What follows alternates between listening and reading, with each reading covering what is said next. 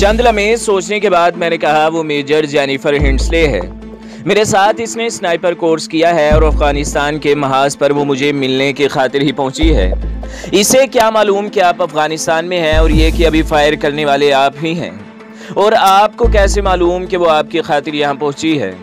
वो एक ही सांस में कई सवाल कर गया था। गुज़श्ता कई माह से मैं वज़ीरिस्तान में मसरूफ़ था और ये तो आप जानते ही होंगे कि दहशतगर्दों का असली सरपरस्त अमेरिका ही है। वहाँ वज़ीरिस्तान में जिस दहशतगर्द से मेरा टकराव हुआ वो अमेरिकन का ख़ास पुर्जा था। इसकी और इसके जानशीन की मौत के बाद मुझे एक जरगे में सामने आना पड़ा। वहीं से मेरी तस्वीर अमेरिकन तक पहुँच गई। चूँकि मैं साल भर पहले ही अमेरिका से स्नाइपर कोर्स करके आया था, इसलिए मुझे पहचानने में उन्हें कोई दिक्कत न हुई। मेजर जेनिफर हिंडले अमेरिका की खुफिया एजेंसी की मेजर है और मुझसे मोहब्बत की दावेदार भी। बस मुझे अमेरिका के लिए काम करने पर राज़ी करने के लिए वो अफगानिस्तान आने पर तैयार हो गई। मैंने जेनिफर के मुतालिक तमाम ज़रूरी बातें कमांडर बिस्मिल्लाह जान के सामने दोहरा दी। मेरी बात के इख्तिताम पर इसने पुरख्याल अंदाज में सर हिलाया। तो वो आपको हमारे खिलाफ इस्तेमाल करना चाह रही हैं? हाँ, मैंने इस बात में सर हिलाया। वैसे ये बात अब तक भी वाज़ेह नहीं हुई कि इस मेजर को ये कैसे मालूम हुआ कि फायर करने वाले आप हैं। जितनी दूर से उन्हें निशाना बनाया जा रहा था, शायद जीनी के नज़दीक इतने फासले से मैं ही किसी को निशाना बना सकता हूँ। अब की है काम की बात, वो चहका। वैसे एक हबशन से इश्क लड़ाने का ख्याल आपको कैसे आया? इतनी दूर से भी इसकी बदसूरती मुझ पर असर डाले बगैर नहीं रह सकी।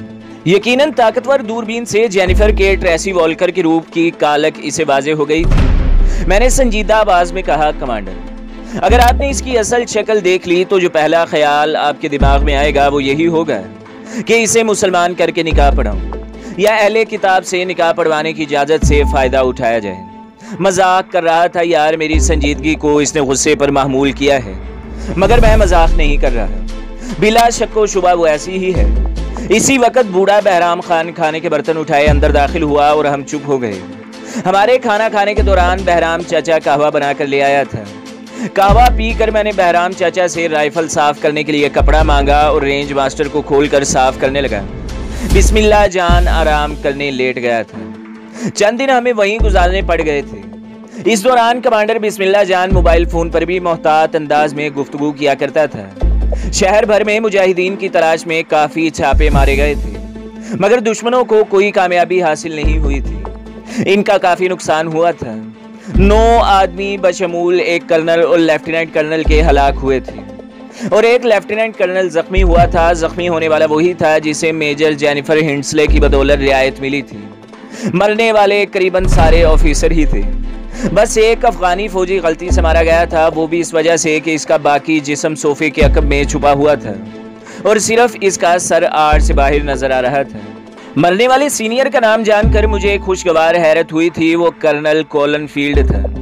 यकीनन वो वज़ीरिस्तान में हुलिया तब्दील करके आया था। यह भी मुमकिन था कि वहाँ पर इसके बहरूप में कोई और आया हो और इसका सिर्फ नाम इस्तेमाल किया गया हो। अल्बर्ट ब्रॉक भी मुझे कहीं नजर नहीं आया था। शायद वो भी हुलिया तब्दील करके मुझे मिलता रहा था या फिर वो वहाँ मौजूद ही नहीं था। जेनिफर तो ट्रेसी वॉल्कर के हुलिये में मुझे नजर आ गई थी। इतने फासले से शक्लें बिल्कुल वाज़ेह तो नजर नहीं आती, लेकिन जिसके साथ कुछ वक्त बिताया जा चुका हो इसकी पहचान मुश्किल नहीं होती। शक्लो सूरत, जिस्मानी खदोखाल और हरकत व सकरात भी किसी आदमी की पहचान में मददगार साबित हो सकते हैं। जेनिफर के मामले में मेरे दिल में एक और धड़का भी मौजूद था। अगर इसने मुझे पहचान लिया था तो वो ये बात अपने सीनियर्स को बता सकती थी और इतने अहम आदमियों की अमवात के जिम्मेदार को यकीनन वो पहली फुर्सत में मरवाना पसंद करती। लेकिन फिर अपनी जानी से मुझे ये बात बईद नजर आई कि वो मुझे मरवा देगी। अगर वो सीना तान कर मेरे सामने खड़ी हो सकती थी तो मुझे भी ये हक हासिल था कि वो मेरे खिलाफ किसी कार्रवाई की जिम्मेदार न बनती। इस कार्रवाई के बाद कमांडर बिस्मिल्लाह जान ने अपने तमाम साथियों को अंडरग्राउंड हो जाने का हुक्म दे दिया था। खुद मैं और वो भी हफ्ता भर इसी तहखाने में छुपे रहे। इस दौरान बहराम चाचा और इसका बेटा दिलगीर खान हमारी ज़रूरियात का ख्याल रखते रहे। कमांडर अब्दुल हक अभी तक नहीं लौटा था। इस वजह से मुझे भी कोई जल्दी नहीं थी। हालात के थोड़ा साजगार होते ही हम दिलगीर खान की गाड़ी में बैठे अपने ठिकाने का रुख कर रहे थे। रेंज मास्टर और बिस्मिल्लाह जान की क्लाशनकोफ दिलगीर खान एक दिन पहले बिस्मिल्लाह जान के खुफिया अड्डे तक पहुंचा चुका था। इस वक्त हमारे पास अपनी हिफाजत के लिए एक पिस्तौल मौजूद था। हम किसी मुज़ाहमत का सामना किए बगैर पहाड़ों में छुपे खुफिया अड्डों तक पहुंच गए थे। हमें पहाड़ के दामन में उतार कर दिलगीर खान वहां से रुखसत हो गया। हम जब गार दर गार ठिकाने के पास पहुंचे तो हमें पुरजोश तरीके से खुशामदीद कहा गया। उन्होंने मंसूबा इतना बड़ा नहीं बनाया था जितना कि दुश्मन का नुकसान कर चुके थे और इस कार्रवाई का रूहे रवा में था। इससे पहले कमांडर अब्दुल हक उन्हें मेरी निशानाबाजी के काफ़ी वाक़यात सुना चुका था, मगर हालिया वाक़े के तो वो खुद शाहिद थे। इनके वहमो गुमान में भी नहीं था कि इतनी दूर से यूं कामयाब निशानाबाजी मुमकिन हो पाएगी। अब्दुल हक को गए हुए 3 हफ्ते हो गए थे। इसने कुछ ज़्यादा ही वक्त ले लिया था। तीसरे हफ्ते के इख्तिताम पर वो लौट आया। इस तक भी मेरे हालिया कारनामे की खबर पहुंच गई थी। मिलते साथ इसने मेरी पीठ थपकते हुए शाबाश कहा था। वो भी कामयाब लौटा था। रात को आराम के लिए लेटते वक्त वो तफसील बताने लगा। हमारी कार्रवाई की तफसीलात वो पहले ही बारीक बीनी से कुरेद चुका था। मुझे इन तफसीलात को जानने में कोई खासी दिलचस्पी नहीं थी कि इसने किस तरह मेरे वीज़े वगैरह का बंदोबस्त किया और कैसे एक कंस्ट्रक्शन कंपनी में जगह पैदा की। इसका खैरियत और कामयाबी से लौट आना ही मेरे लिए काफ़ी था। वीज़े की ज़मन में खर्च होने वाली रकम मैंने इसके हवाले कर दी थी। अब मेरे पास ले दे कल गुलगारे बहन की दी हुई रकम ही बाकी बची थी और गजनी जाने के लिए मुझे पैसों की अच्छी खासी ज़रूरत पड़ सकती थी। बहरहाल वो बात का मसला था, इस बारे में कुछ ना कुछ कर ही लेता। फिलहाल मुझे आगे का लम्हा तय करना था। जेनिफर से राब्ते की कोई सूरत नज़र नहीं आ रही थी, वरना मुझे इतने पापड़ बेलने न पड़ते। मुझे अपनी बेवकूफ़ी पर गुस्सा आने लगा। अगर आखिरी मुलाकात में मैंने इससे राब्ता नंबर ले लिया होता तो इतना मसला ना होता। इसके होटल में दाखिल होते ही मैं भी अंदर घुस गया। इससे 2 मेज़ें छोड़कर मुझे खाली नशिस्त मिल गई थी। बैरे को कहवा लाने का बताकर मैं बज़ाहिर सरसरी नज़र होटल के हॉल में दौड़ाने लगा। मैं पिछले 1 हफ्ते से गज़नी में मौजूद था। मेरी शनाख्त के कागजात पूरे थे। आते वक्त कमांडर बिस्मिल्लाह जान ने चंद साथियों के पते दिए थे जिससे मैं ज़रूरत की कोई चीज़ भी मांग सकता था। किसी के घर में पनाह लेने के बजाय मैंने एक सस्ते से होटल में रहना पसंद किया था, क्योंकि बगैर अशद ज़रूरत के मैं किसी को तंग करना या ख़तरे में नहीं डालना चाहता था। यह दूसरा अमेरिकन था जिसका मैं ताक़ुब कर रहा था। इससे पहले मैं एक अमेरिकन सहाफ़ी के पीछे 3 दिन तक पड़ा रहा था, मगर वो बंदा साफ निकला। अब यह दूसरा था और इसकी भी कोई मशकूक हरकत नज़र नहीं आई थी। वो सारा दिन गजनी के मज़ाफ़ात में घूमता, मुख्तलिफ मकामात की तस्वीर लेता, मकामी लोगों से मुलाकात करता, यूँ जैसे वो कोई ख़ास रिपोर्ट तैयार कर रहा हो। हथियार के नाम पर मेरे पास एक 9mm पिस्तौल मौजूद था जो मुझे कमांडर बिस्मिल्लाह जान से मिला था। इस पिस्तौल से फायर करके मैंने इसके ठीक होने की अच्छी तरह तसल्ली कर ली थी।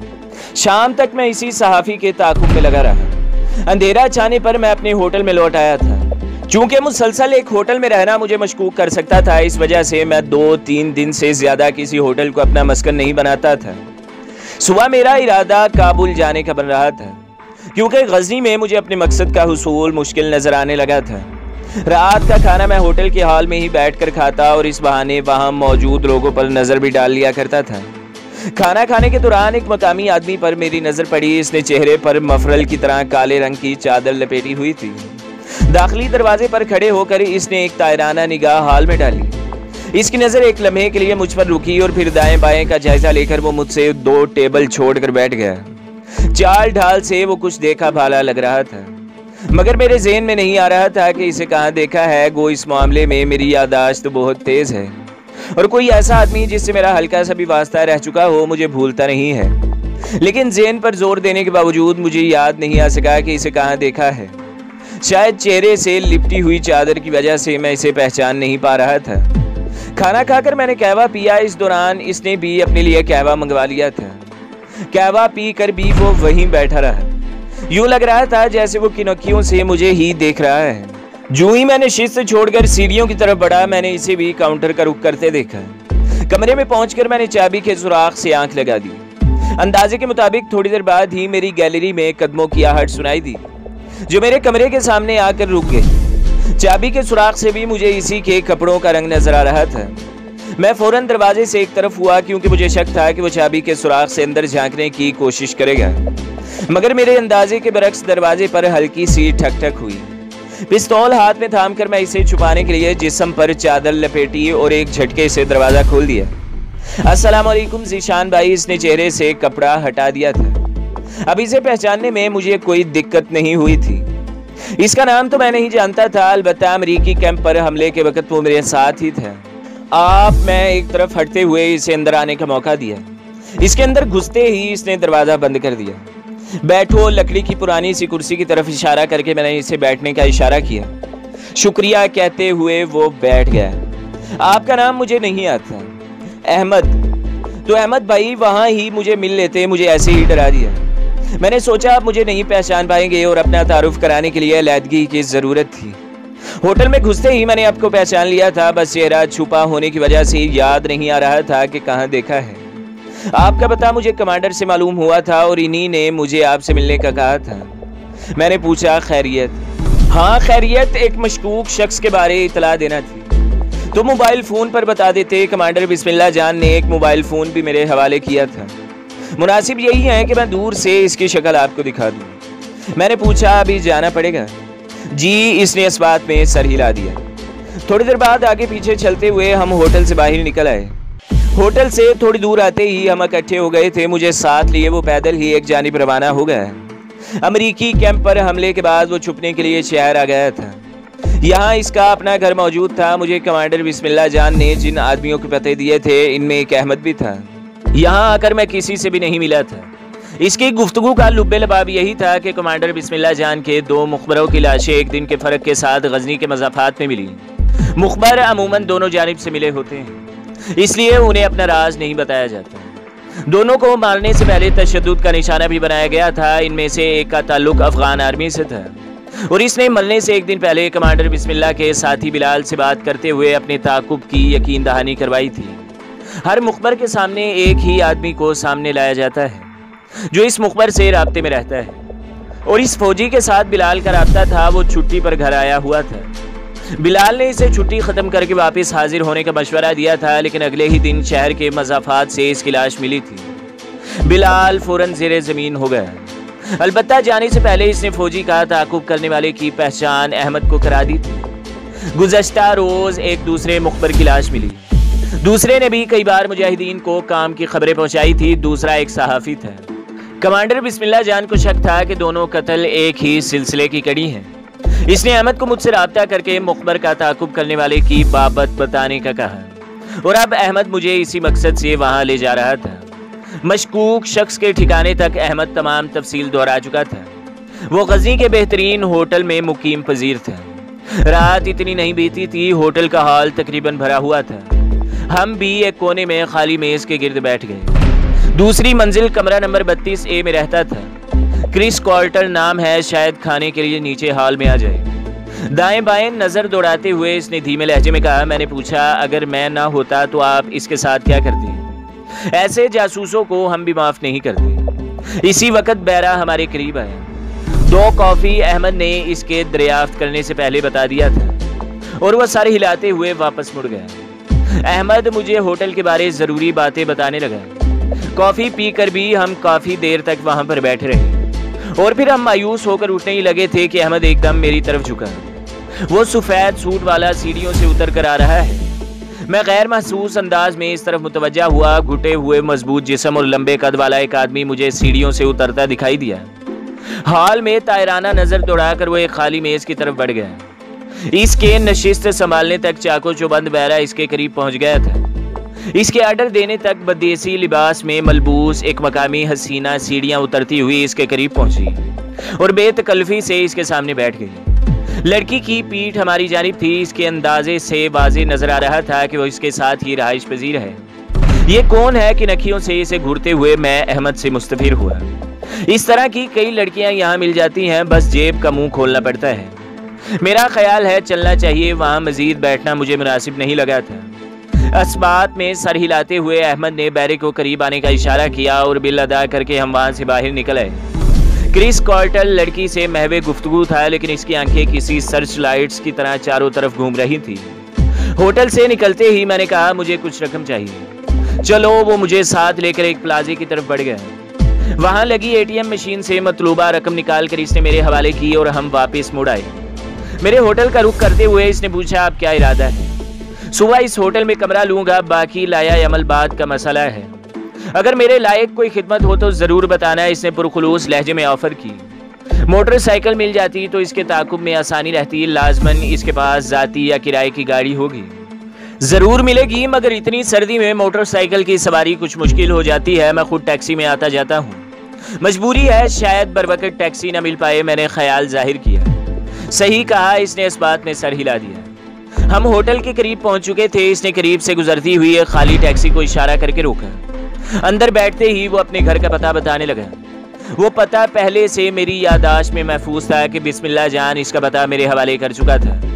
अलबत्ता मैंने वहां जाने की जरूरत महसूस नहीं की थी। घर के सामने उतरकर इसने टैक्सी वाले को फारिग किया और इतलाई घंटी का बटन दबाया। मैंने पूछा, साथ कौन रहता है? वो मुस्कुराया, तुम्हारी बात। इसी वक्त अंदर से कदमों की चाप उभरी और एक निस्वानी आवाज ने पूछा, कौन? इसने जवाब दिया, अहमद मेरे साथ मेहमान है। दरवाजा खुलते ही मेरी नजर एक जवान साल खातून पर पड़ी, जिसने मेहमान का सुनकर चेहरा ढांप लिया था। सिर्फ इसकी आंखें चादर के अकब से झलक रही थी। इस पर नजर पड़ते ही मैंने सर झुका लिया। वो भी दरवाजा खोलकर पीछे मुड़ गई। अहमद भाई, चाय पानी का तकल्लुफ न करना। मैंने फौरन इसे मना कर दिया था, बल्कि मोटरसाइकिल बाहर ही ले आओ। एक प्याली कहवा सर्दी के साथ मुकाबला करने में मदद देगा, फिर किसी वक्त सही। ठीक है, मुझे वहीं रुकने का इशारा करके वो अंदर घुसा और लम्हा भर बाद मोटरसाइकिल लिए बाहर निकला है। इसके हाथों में चमड़े के दस्ताने और मोटरसाइकिल के सेफ्टी गार्ड के साथ लटका हेलमेट देखकर मैंने सुख का सांस लिया था कि सर्दी के मौसम में बगैर दस्तानों और हेलमेट के मोटरसाइकिल चलाना एक अजाब ही होता है। इससे अलविदाई मुसाफा करके मैं वापस होटल की जानिब बढ़ गया। वो रात मैंने इसी होटल में गुजारी। काबुल जाने का इरादा मैंने तर्क कर दिया था। 9-10 बजे के करीब नाश्ता करके मैं अपना मुख्तसर सामान उठाकर निकल आया। दूसरा होटल इतनी दूर नहीं था कि मुझे टैक्सी वगैरह का तकल्लुफ करना पड़ता। 15-20 मिनट में मैं वहां पहुंच गया था। होटल के हॉल में मुझे इक्का दुक्का गाहक ही नजर आए। ऐसे होटलों की रौनक रात के वक्त देखने वाली होती है। इस्तकबालिये पर जाकर मैंने कमरे का पूछा। निचली मंजिल में एक कमरा खाली था, मगर मैंने दूसरी मंजिल पर कमरा लेना पसंद किया था।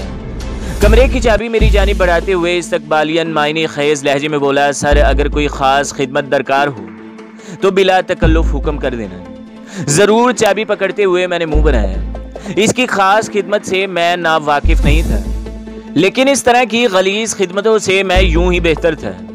3 दिनों का एडवांस किराया जमा करा के मैं सीढ़ियों की तरफ बढ़ गया।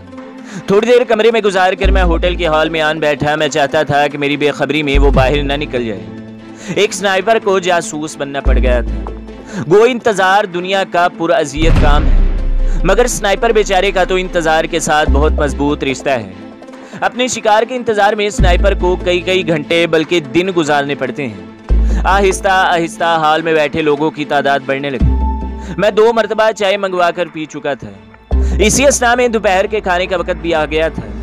मैंने भी खाना मंगवा लिया और फिर बामुश्किल खाने से फारिग हुआ था कि मैंने क्रिस कॉल्टर को सीढ़ियां उतरते हुए देख लिया। रात वाली तितली भी इसके साथ ही थी। वो अब भी स्किन टाइट पजामे और बामुश्किल नाफ तक आती शर्ट में मलबूस थी। अलबत्ता सर्दी की वजह से घुटनों तक आते फिरके कोट से छुपने के काफी तकाजे पूरे कर दिए थे। कोट सामने से खुला होने की वजह से मुझे इसके पेट की सफेदी नजर आ गई थी। हाल में रुकने की बजाय वो बैरूनी दरवाजे की तरफ बढ़ गए। इसे देखते ही मैंने हिफ्ज़े मातकद्दुम के तौर पर बैरे को बिल लाने का इशारा कर दिया था। इसके दरवाजे के करीब पहुंचने तक मैंने बिल दस्तखत करके वापस बैरे की तरफ बढ़ाया और इनके पीछे कदम बढ़ा दिए। तो दोस्तों, अगली किस्त देखने के लिए हमारे चैनल को सब्सक्राइब करें, वीडियो को लाइक करें और बेल के आइकन को भी दबा दें, ताकि हर जो आने वाली वीडियो है वो आपको सबसे पहले मिलती रहे।